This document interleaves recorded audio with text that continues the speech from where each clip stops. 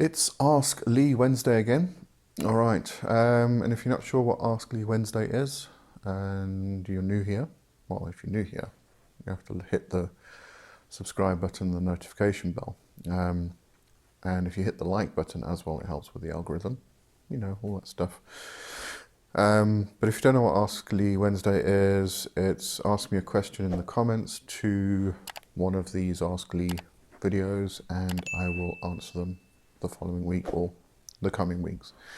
I have a few lined up, so I'm saving some of them for future videos. All right, so let's get straight into this week's questions. I'm going to try and get through 3 of them today. There was a quick one from Infinite Dragon God.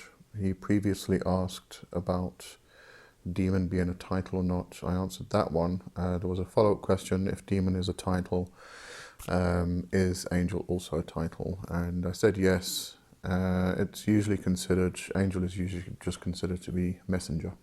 So in many senses, it is a title. Quick one. So, all right, let's get into this. Llewellyn. How does one best train their clairs? And this is not referring to anyone called Claire. We are not training people. This is about your clair-senses, your clair-senses, which is your clair-sentience, your clairaudience, etc., etc. So the best way to go about this is to develop the sense, or the clear sense, which is more natural to you at this point. And if you aren't sure what that is, then start to consider which sense is more prominent with you. Are you a visual person? Do you learn better through sound? Do you like to touch? Do you like to feel sensations through your skin?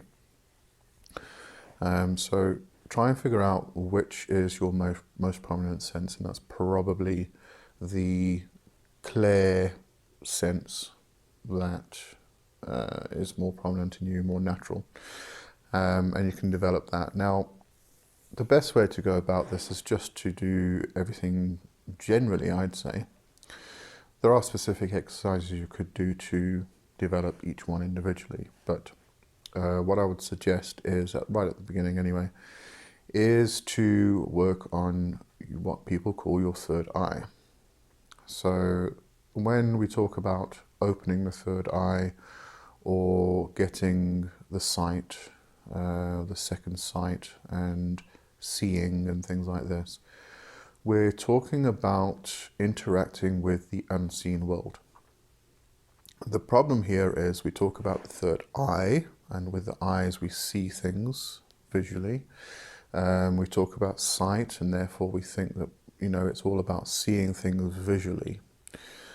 This isn't necessarily the case when it comes to the sight. The sight is kind of done with the entire being. It's not just done with one sense, which in this case is thought to be the eyes, and seeing and sight and visual representations. Some people may have the sight, as in they see things visually. They may see spirits, interact with them and see them visually. Some people may not see them, they may hear them. Some people may feel them. They may feel sensations on their skin. Some people may smell them. Some people may just know that the energy is there and they can interact with it that way. So when we talk about sight, don't just think it's visually, and because you can't see it, you don't think that you are capable. There may be another sense which is more developed in you at this time. For me, mostly, it's just knowing. I can sense the energy. I don't always feel it physically. It has become more prominent over the past several months because I have been specifically working on that. So I can feel energy moving a lot easier through my body. I can sense it. It's not that easy with my hands. I am a Reiki healer, And one of the things that Reiki healers always talk about is the heat from their hands, and the clients that they treat always talk about the heat from their hands. I have clients who tell me that my hands get incredibly hot, but I actually don't feel it myself. It's just me. So I'm not feeling it so much with my hands, but I can feel the energy through my body, and especially when I'm healing somebody, I will probably empathetically take on their symptoms for the period of the healing. But I do sense energy. I know where energy is. I know where to move it, what to do with it. If it needs to be removed from a person's body or aura or something like that, I'll know that I have to remove it, where specifically it is. So it's clear knowing, which is clear cognizance. Also falls under clear sentience. But this is going to be different for everybody. So the best thing to do is just to work on raising your energy, really. We talk about, if you go to Eastern philosophies, they talk about the Kundalini serpent and raising the Kundalini up Sushumna, which is the middle channel, into the throat and then into the third eye, where it then explodes through to unite Shakti and Shiva, and then we come all the way back down again. Some Western folk, New Agey people, have said that they raise the Kundalini serpent, within a few practices and within a month, and then they usually end up with psychoses or incredibly bad headaches or something which is not good. So take these things slowly. It's not meant to be done quickly. If you do read a book called Kundalini Tantra by Swami Satyananda Saraswati, you'll find that he mentions the process should take about 12 years. So bear that in mind. This is not an overnight thing. You're not going to develop these senses overnight or within a week or a month. You've got to keep practicing and keep at it. So practices to do would be specifically practices to open the third eye, and some of those could be trataka or candle gazing. And when we say candle gazing, I actually saw a post not too long back that just gazing at the candle is all you need to do. There's a bit more to it. What you want to do is gaze at a candle flame for a period of time, and then close your eyes. And when you close your eyes, you'll see the impression of the candle flame. Move that candle flame to the position of your third eye. Now, this may seem a bit weird because you are not physically moving it to a physical point on your body, but you can sense it moving into the third eye position, and hold it there. Now, with some practice, what you'll find is, at the beginning, what you might find is that you kind of see the impression, and then after a few seconds, it dies and disappears. But with practice, you can actually hold it there for minutes. It can go on for 5 or 10 minutes. And you might find as it starts to disappear, you can actually pull it back again into your third eye. One of the best areas to look into this is yogic practices. One of the other ways is to actually, you kind of shift your eyes, but you can have them open. There's some practices where you have them open and then you close them. But you shift your eyes and you look at the third eye position. So you kind of look inward. And you can chant Om or things like that to help to vibrate the energy in that area. And what you'll find is it's going to start feeling like a pressure or a tingling. For me, it's always a pressure that comes into this area, and that's just your third eye opening. So you have this just pressure that starts, and you just carry on with the practice, and you'll find that you become more sensitive, you become more aware, and things like that. And as you do, then you can start looking into what is your natural ability, and you can start looking into other ways to develop the other senses. And what's interesting is, especially coming back to Kundalini, raising Kundalini and things like that I was speaking about just now, If you go into that book, Kundalini Tantra, it actually suggests starting with the third eye, not at the root. The reason for this is that you open the third eye, and through that practice and through the practice of meditation, you become the observer. You are able to step back and see what's happening and assess the situation a lot easier. So then from there you move then down to the root and you start moving up the chakras. Because when you get to the sacral chakra, you might find that there's a bit of a block there. You may come up with sexual guilt and things like this. And if you are not able to step back and become the observer, you're going to get stuck there and you're going to get stuck in the guilt. You need to be able to step back, observe the situation, observe what happened in the past and overcome it. Heal yourself that way. That's why it suggests starting with the third eye. Anyway, that was a bit off track.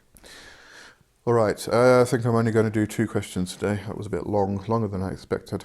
All right, so Yolandi T asked, is it possible to think you are working with one God and it's another, or will it always be a parasite that impersonates the God? Yes, absolutely, quite possible. I've found it myself and I've found it with other people. They have decided to work with a particular spirit, God, goddess, demon, angel, whatever it is, and something else has come through. And it's usually, I've found, is because at that time, that specific time and that specific need that you have doesn't require the spirit or the energy of that God that you thought you needed. You actually need the energy of something else or somebody else. So that spirit may come through instead of the one you thought you needed to work with or you wanted to work with. And this is where discernment becomes very necessary, especially if you find you are faced with another God which you were not expecting, because then the alerts go up. This is a parasite trying to trick me and everything else. So this is where discernment comes in. You have to test the spirits, and I've spoken about testing the spirits over and over again on this channel. So go back and just do a search for testing the spirits and discernment. So we test the spirits in order to make sure that they are not astral parasites or anything which is of a lower vibration and is trying to trick us. Quite often we do find that we call a particular spirit a god or a goddess, etc., and an astral parasite comes along impersonating that spirit in order to trick us, in order to get us to trust them. And because we think they are so all-powerful and everything else, we immediately think, oh, great, let's just go straight in without even bothering to test them. Now, when you are testing the spirits, a lot of people are worried about testing the spirits and testing the gods because they are considered to be potent and powerful and things like this. So, standing in front of a god and test them, a lot of the time we come from that Christian background where testing God is not allowed, and questioning God and questioning the minister or the priest is just not allowed. It's disrespectful. In this situation, it is definitely not disrespectful. In fact, the gods will actually require it. They will make sure that you actually test them to make sure that you are protected. They want you to be protected. They're not going to just stand there and go, well, I am X, Y, and Z, and you cannot question me. If you do not question them, you could be attacked by an astral parasite, and that's going to be on you because you did not test them. So the gods are going to require you to test them. In fact, if you don't, they are probably going to reprimand you in some way because you are being silly. So they are going to tell you, why are you not testing me? What is wrong with you? You know the rules. Test me.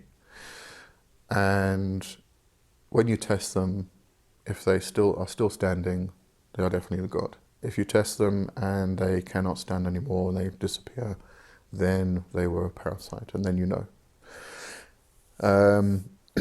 So, yes, long answer to the question. Short answer is yes, absolutely, you can think you are working or want to work with a particular god and another god comes through, because that's the energy you actually need to work with at that time, as opposed to what you thought you needed. Okay, so that's going to be it for this week. I will carry on the questions next week, and as I said, if you have any questions, leave them in the comments to this video, specifically the Ask Lee videos. Any questions on other videos, I will reply in the comments, not on the videos. Okay, so that's it. Have a good one, and cheers for now. Bye bye.